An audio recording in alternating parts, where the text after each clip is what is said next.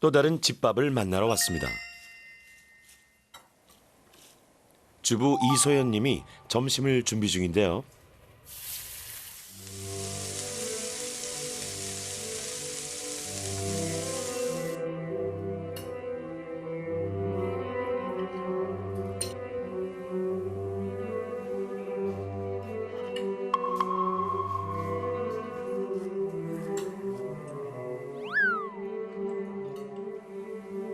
좀 오래 구워서 육즙이 좀 빠졌어. 난 좋은데.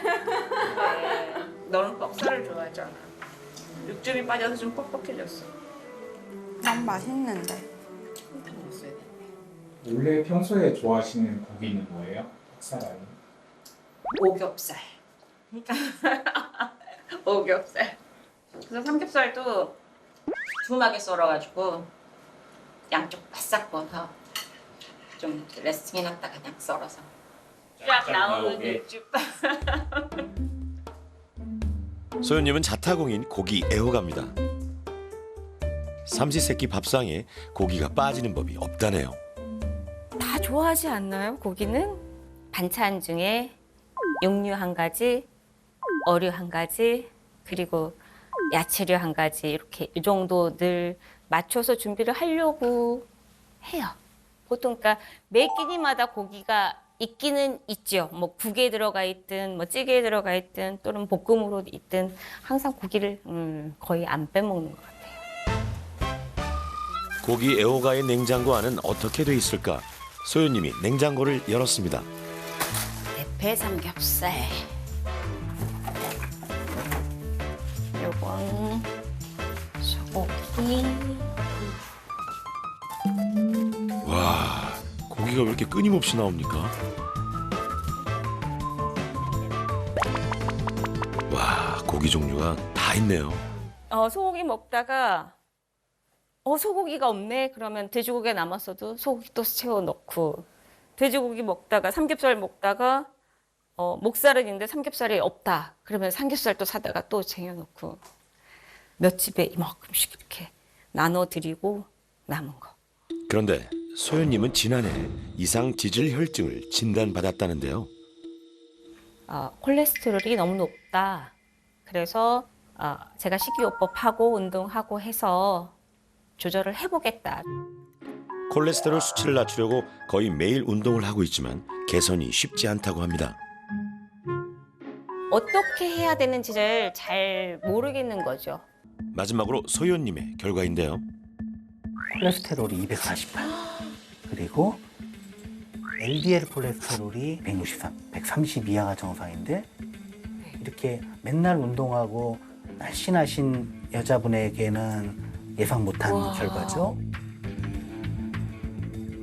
콜레스테롤 수치가 높은 소연님은 이상 지질 혈증으로 확인됐습니다. 이상 지질 혈증이 가장 무서운 이유는 대부분 아무런 증상을 느끼지 못한다는 거죠. 특별히 불편한 게 없으니까 적절한 조절이나 치료를 받지 않는 경우 나중에 10년, 15년, 20년 후에 동맥경화성 질환이 크게 문제가 되고 나서야 아차 하는 그런 늦었다 하는 치료 시기가 되는 게 문제라고 말할 수 있겠습니다. 소연님의 밥상에서도 문제점이 발견되는데요. 고기는 저는 오히려 건강을 위해 적절한 단백질은 드시라고 하는데 네. 아까 공교롭게도 대게에 있는 고기는 다 마블링이 심하게 돼 있는 네, 그런 고기를 좋아해요. 그쵸. 예, 특수 근데- 부위 살치살 막 그러니까 이런. 지금 정도 건강한 몸매시면 날씬한 몸매면 100 아래인 분들이 대부분이에요. 그래서 이거는 비만이나 다른 이유가 아니라 네. 전적으로 포화지방이 많은 음식을 자주 드셨기 때문에 생긴 문제입니다. 네. 기름진 고기를 즐기는 소연님에겐 밥상에 기름기를 빼라. 정상 혈당이다가 당뇨 전 단계로 가거나 또는 고혈압이 없이 정상 혈압이었는데 경계 고혈압으로 갔다. 그러면 바로 그때 이렇게 된 나의 문제가 뭔지를 찾아봐야 됩니다.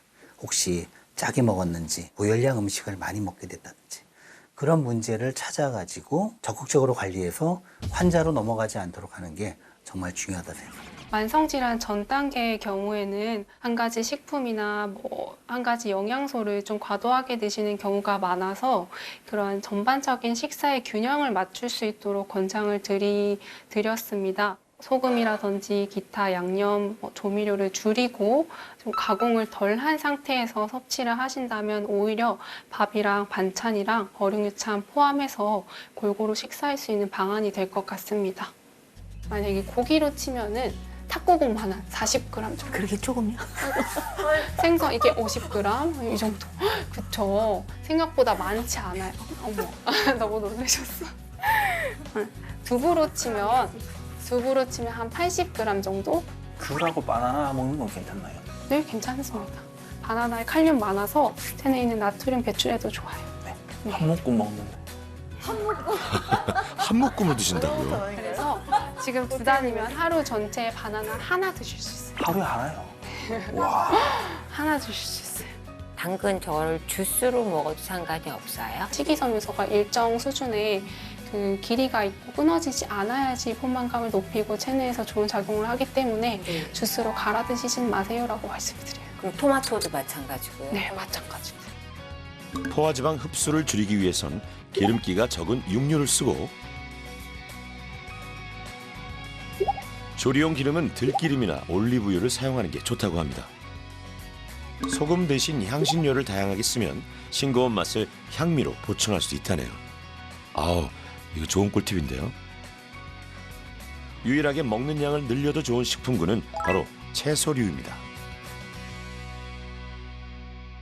많은 채소를 섭취할 수 있기 때문에 데쳐서 채소 섭취를 높이는 방향으로 시도해 보실 수도 있고요. 특히 생채소를 먹었을 때 식이섬유소로 인해서 소화가 불편하셨다면 나물을 드시면서 조금 더 편하게 채소 섭취를 높일 수 있는 방향으로 시도해 보실 수 있을 것 같습니다.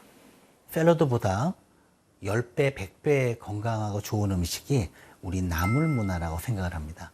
외국에 나가봐도 이렇게 다양한 나물을 조리해서 먹는 나라는 저는 거의 보지 못했거든요.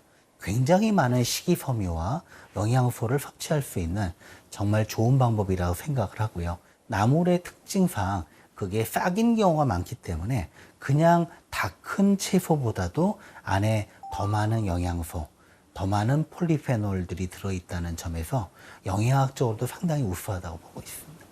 일단 오늘 집에 가면 이제 고기 냉장고하고 빵 냉장고는 다 비울 생각이에요. 식단 개선을 한다고 하면 우리는 보통 샐러드를 생각하곤 합니다.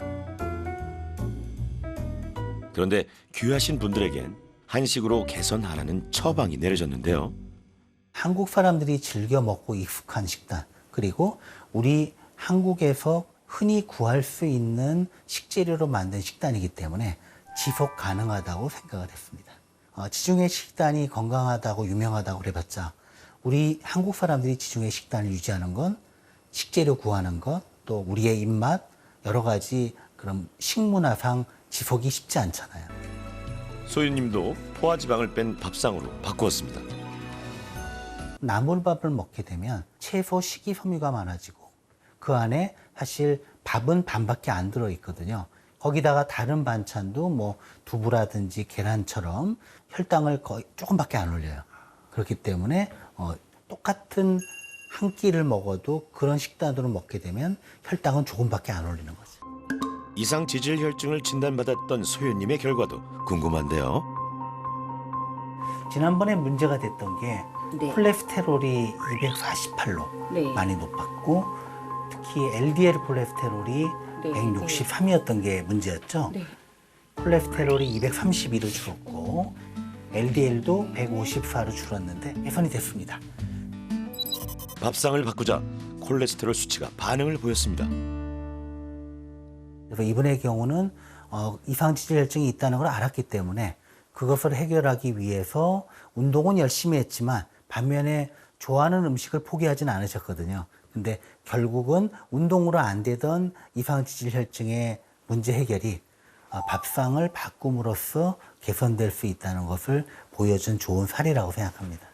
앞으로 건강 관리를 어떻게 하겠냐. 저는 기본적인 이 식단은 유지를 할 거예요.